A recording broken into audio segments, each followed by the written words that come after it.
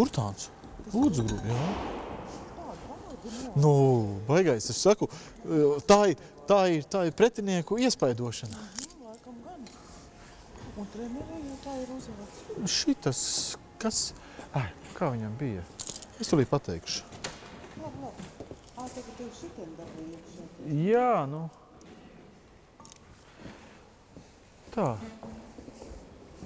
To, Nikolai, atstāja turpat, jā, to. Tik to dzels trubu. Jā, es jau saprotu, ko tev vajag. Jā, un pēc tam Aldis paņems un aizvilks tur. Mēs tagad varam aprunāties.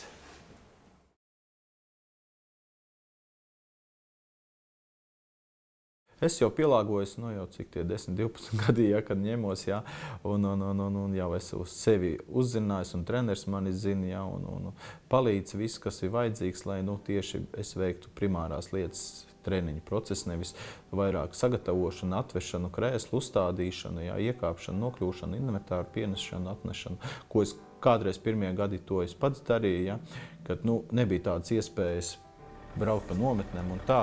Mājās laukos Biržgalē, kad es dzīvoju, bija man savs plats uztaisīt, gandrīz tā kā stadions, kur man bija tas statīvs uzlikts, un tā es gandrīz katru dienu centos braukt.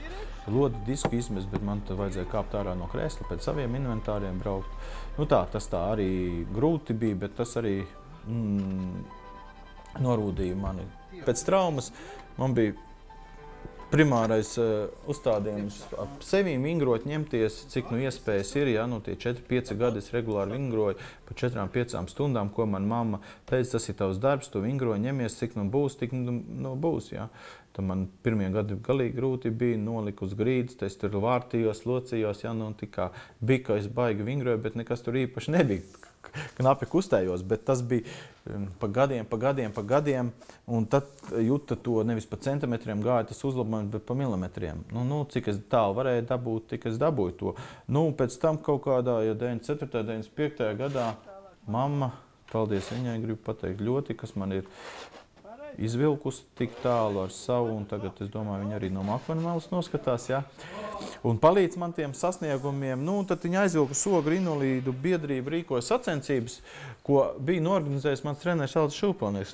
Tad tur tāda bija lodes, diska, šķēpa un visādas atrakcijas, bet cilvēki tā savācās, man jau tas iedeva to lodi, iedeva to disku, es tur no ratiem kaut ko pametu, uzmetu, man patika tā cilvēka atmosfēra, ka tāda paša cilvēka vairāk bija, un tas tāds no sākuma pirmās reizes bija tā grūti iziet no sabiedrībā, ka tur ratiņos, tā kā kautrējies, tas tā kā grūti bija, bet, tādā sabiedrībā jutos brīvi, labi, un tad es tur izgrūdu, un tas bija tur niecīga rezultāta lodē, kaut kāda 4 metri, diskā kaut kāda 8 metri, kaut kādā 97. 98. Aldis atbrauc saviem sportistiem no pasaules čempionāta, kur viena meitene izcīnīja 2 zelta medaļas 98. gadā, un tam man tā kā notikās tas tā kā, ka es varētu arī cīnīties uz Paralimpiskām spēlēm Sidnejā.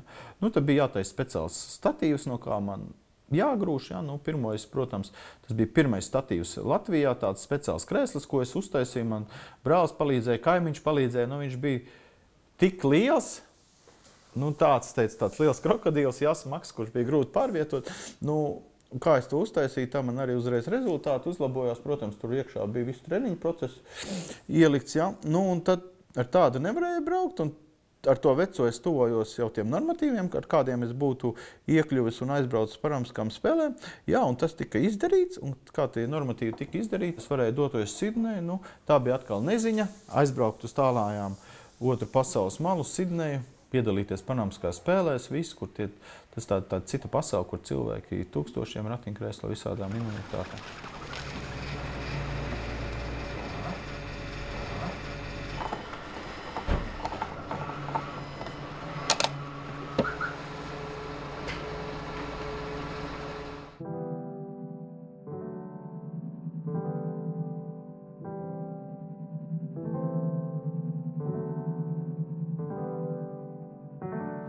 Kaut kā sanāca uz kaut kurien, neceros uz Brazīliju vai Atēnām, braucu, un pēc būtības man tā kā ratiniekam nāk viens līdz. Man iekrāva tajā speciālajā transportā, aizved, izkrāva lidostā kaut kādā lielā lidmašīnā, lidostā ārā, un es tur valoda jau tā kā ir tā, jā, ar žestiem var parādīt. Nu, te es tur kādu stundu maldījos, kamēr tik ārā pie savējiem. Vieglatlētika man tā kā aizrāva un man patika tas sporta veids, jo tomēr vieglatlētika jau ir, kā zināms, tā mūsu karaliene, jā. Un es esmu iegājis jau cik tie jau 12 gadi, jā, nu kā ņemos un tam patīk, un galvenais, ja vēl patīk un padodās, nu, un vēl ir godalgas, nu, tad tas jādara, kas patīk, jā. Tā.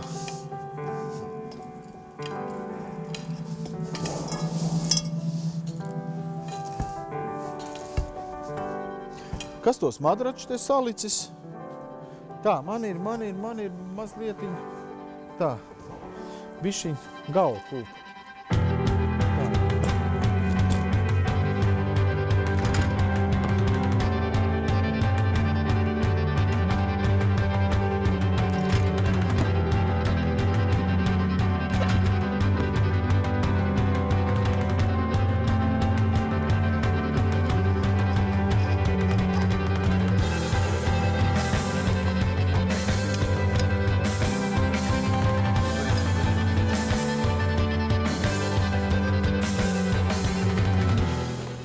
Daudziem cilvēkiem pēc traumas ir grūtības parādīties sabiedrībā. Tieši manā situācijā sports, tā ir mana dzīve, tas ir mans hobijs un tā ir sevis apliecināšana, ja?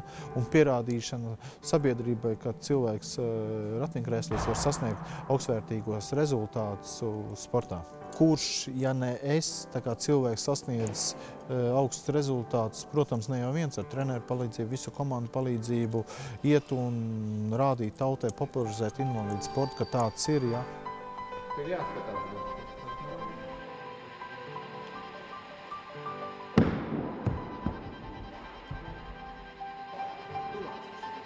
Tās nozīmīgākās godalgas jaunajā manā dzīvoklītī ir atgādāts no laukiem, kuras pēc būtības visas nevarēju atgādāt. Sāksim tādās, kafīņi izlaiž, tas piederās pie lietas. Tā, es tolīt. Tas viss tā, es tā noslaucīšu. Tā, es jau aizmiršu, kā taisās. Šī tāda godalga Atēnas, ja? Bet, nu, tā ir mana pirmā zelta godalga. Pirmais zelts Latvijā Panamskās spēlēs. Pirmā manā karjerā diska mešanā, lodes grūšanā. Sudraba medaļa ļoti skaista. Šī godalga diska mešanā, ko es izcīnīju līdz pat pēdējām metienam, es biju otrais. Un ar pēdējo metienu, tā kā daudz sportists sasniedz, ja, saņēmos, mazliet sevi iedunkāju un sapratu, ka treniņos es esmu tādu rezultātu sasniedz un es varu, un man tas izdevās. Un tas bija ļoti patīkams mirklis, asaras un puņķi, prieka, ka tika izcīnīta otro reizi čempiona tituls. Un ar to es biju ļoti lepnis. Paralimpiskā komitejas pēcbalva, kura tika pasniegta man karjerā lielākais, tāds no valsts ir 3 zvaigžņu ordenis, ko pasniedz arī ordeņu kapituls. Tāds varētu arī maziņš grūktumiņš būt pateiktot. Man bija jāizcīna 5 paralimpiskās medaļas, lai es dabūtu no valsts šo augstvērtīgo valsts apbalvojumu. Grūti laiki būs jāiet uz Lombardu. Nē, izsolē jāliek.